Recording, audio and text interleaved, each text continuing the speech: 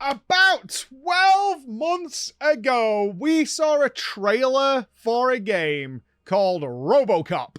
And I have to tell you, it looked like the worst game ever. It looked like they had been given this IP, this intellectual property, and they had thrown a bunch of random assets into it and some bad sound effects and come up with the jankiest cash-in game you'd ever seen. And we were desperate to play it. I was like, this is going to be really fun. It's going to be so silly and ridiculous and really, really fun. And then they delayed it. And we were like, oh, that's really sad. They delayed the game. And what happened is they fixed the goddamn game. Would you believe it? The game came out. We weren't planning to like day one blast this. But the game came out to really positive reviews. And we were like, ah. That's not what we were hoping for. We were hoping for a game that was so sort of silly and bad and just that you could get a really fun day of streaming out of it and, you know, people aren't going to buy it because it's so bad and we can have fun with it. That's what we were looking for. Anyway, I'm currently doing a deal, a sponsored deal with GeForce Now, which is where you play games remotely, right? And the deal is like every Friday afternoon, we just choose a game on GeForce Now and play it. And it is wizardry. Like, it's actual black magic if you haven't seen this thing. There's like zero latency, genuinely outside of like competitive FPS. I could not tell that I'm playing a game at 4K, 120 FPS, and not using my PC. I can play 4K 120 FPS via my phone. Either way, I'm not shilling here. This is not a sponsored video. But either way, you should check it out anyway. If you've got a weak PC and wanted to play like Indiana Jones or something, or like Cyberpunk at the top res, give it a look. Give it a look. It's pretty wacky. It has a time limit of like 100 hours a month if you're on the monthly subscription. You can get more, but obviously if you're a hardcore gamer, which a lot of us are, that might not meet your needs. It's a use case basis. I use it at home because I game mostly here, but I don't want a PC at my house. So I use it there. It's got TV apps and stuff. It's good. Anyway, so what we decided to do is to make it more fun and interesting for us is we have a vote during the day before, which is like, what do we want to try out? And the idea is to check a game out where we have this 2-hour sponsored window, because we're currently doing Skyrim, where we could check a game out, and if it's in 2 hours, we're like, this game is really good, we'll add it to like the list of games that we're going to play over the next 12 months or whatever, right? So it's like, it's a good opportunity for everybody's always bombarded me. He's like, you should play this, you should play that, you should play this. It's like, let's give it 2 hours. And if it impresses in that 2 hours for us and me, then yeah, sure, we'll add it to the list. It's a great opportunity for that. And the vote landed on Robocop. And I was like, okay, sure. But was a little wary that it was going to just be like a mid-tier game. Because when I say they fixed it, they made it positive. So it's not got the silly, it hasn't got like the janky, ridiculous animations and things like that we were looking forward to. So I was like, okay, maybe it's good. Dude, it's so good. Like, annoyingly so that I didn't want to put it down. I was like, this game is amazing. It's so awesome. And I'm not saying that in an ironic way. I can't tell you how many people went and bought Robocop. It's even free on Game. I think it's free on PSN. On the PlayStation Network, and it might be on Game Pass. I can't remember.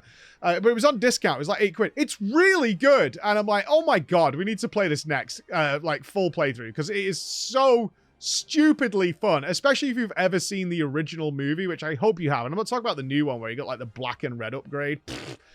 OG Robocop, because they have taken the absurdity of 80s movies, 80s action movies, and just gone all in. They're like, yep, we're throwing it all in. But what's even better is not the Robocop stuff where you're like going around and shooting people. That's fine. It's a very arcadey shooter. Like, you have a very powerful gun. You like thud around because you're Robocop and you just blast people.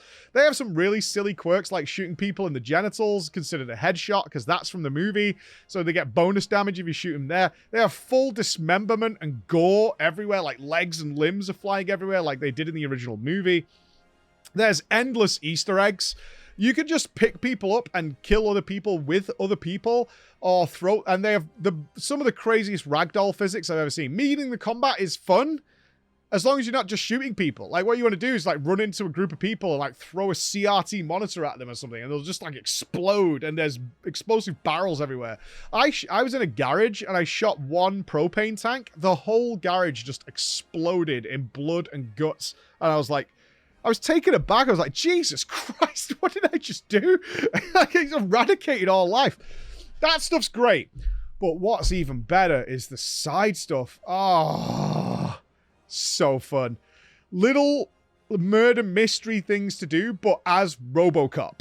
You're Robocop, which means you are just a walking tank, and you have, like, dead or alive, you're coming with me, and you have to solve little crimes. They're like brutal crimes, like murder of prostitutes and things like that, but like it's done in a really fun way. I'm going to tell you the first one because it's literally in the first hour of the game, and if this sells you on it, you'll get where I'm coming from. So it turned out you can go out to the city, to Detroit, and it's kind of free roam. It's not huge, but it's free roam. You can walk the streets and there's little crimes and things happening all around the place. So you're encouraged to explore a little bit, to put and there's some sort of like ranking system of public trust and upholding the law, right? Because on the one hand, you maybe feel that, yes, this guy committed a crime, but he had, he was forced into that position or whatever. So you can either arrest him or let him go. If you arrest him, you uphold the law. If you let him go, you might build public will, which will help you later. I think that's how that's going to play out, is that people will be more willing to give you information and stuff like that. So I'm walking around and I saw like a movie set, and then I saw a car that had like an oil leak. So I ticketed that guy. I was like, this is great. Robocop's ticketing me for an oil leak. And then I stumbled across a couple of cops who were like, there's been a murder of a prostitute. I'm like, ooh, what's going on here? And there's a crazy guy there who believes aliens have done it. He's one of the eyewitnesses, this homeless guy. And the cops are saying, OCP doesn't think it's worth our time to investigate the murder of a prostitute. But maybe you should, Robo. And you're like, yeah, I'm going to do that because I'm Robocop. And you analyze it with your computer vision. You're like, boop, boop, boop, boop, boop, boop, boop, boop. Okay, we've got evidence of some weird blue-green oil and a van with an interesting wheelbase that's not common. Like, we got some clues. And then the guy said, I think I saw something coming from the film set. I was like, ooh, I've been to the film set. I know where that is. So I walked all the way back. And then you've got this entire voice-acted storyline that plays out with this really uppity actor who is clearly just a jerk. But then his producer comes along as like, and then tries to bribe you almost. Be like, look, I'm just saying, if you can get this guy arrested, that means I don't have to deal with him anymore. So please find something out about him. And then you could be like Robocop, like, well, I can't arrest an innocent guy, right? Or it must be a crime. And she's like, I mean, he's a douche. There's bound to be something. And they're advertising a sun cream, which is the blue-green oil, so there is a link, in the nighttime against a green screen. It's just entirely stupid. And you're like, Robo even asked the questions like, why would you make an advert for sunscreen at night? And they're like, well, we're green screening it. So it's like, so why are you outside if you're just going to green screen this? And she's like, shut up. We're getting on with it. And from there, you get to like review security footage, and you find out this guy was sus, and then you find out that he's into prostitutes, but who is stunt double, who's a local, is the only person that would wear the sunscreen, because the sunscreen's actually incredibly toxic, and none of the people who know about the sunscreen, including the actors, will put the sunscreen on them. So they hired some local guy who was like just desperate for money, so he put it on him, but he's probably dead because of the toxic sunscreen. The whole thing is so over the top and lovely. Which you end up like, but it's got this dark twist. Like, you end up finding the guy and he's covered head to toe in the sunscreen, and he's like, it's burning, it's itching, please help me, please get me to a hospital because I've got this cream all over me.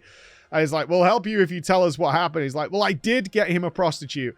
And they used the secret room in the garage. And you're like, what secret room? And you open it and it's really filthy. You're like, oh, Jesus Christ. And then there's like cameras that are hidden which show the murder. And you're like, well, I've got him dead to rights now.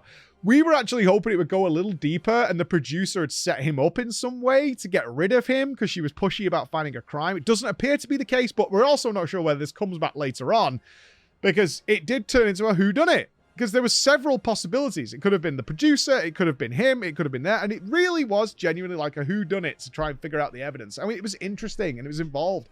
But then even better than that, love this. When you go back to the police station, you got to join the like front desk and solve little misdemeanor crimes, or like make decisions like you were the judge. Like, people would approach you with an issue and you had to make a decision on what to do. I was like, I could play a whole game like this. where I'm basically like Ron Swanson in Parks and Rec, and people are just coming to me with their like ridiculous problems, and I have to make calls as to where it goes. Like, this is a whole game. I don't need Ace Attorney. What I need is small claims. I want to be like Judge Judy and deal with these small claim situations. I don't know if there's a game like that. There probably is. But it was so fun. And I was doing that for like an hour and a half of the 2 hours that we played. Just side stuff. There was another big side story where I had to make a tough moral decision that I don't want to get into. And then there's a leveling system.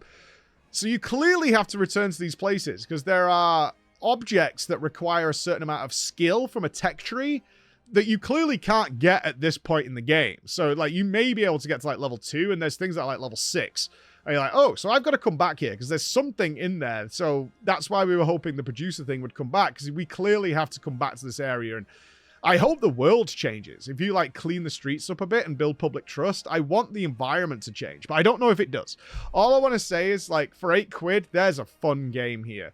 And from what we could tell of people who did play this on launch, is like it doesn't let up. It's not like a highly stacked first few hours and then it like peters off towards the end. People are like, nope, it's all the way through. So either way, we're coming back to this. I just wanted to give a little video on it because it's really fun. And if you're looking for some goofy 80s fun, especially our audience that might have been around when Robocop was a big deal, you are Robo. You are Robo. You're in Detroit. You've got all the guns. You've got dismember. You've got everything you want. It's really fun. So check it out, my friends. Fully recommend, at least for the first 2 hours. All right?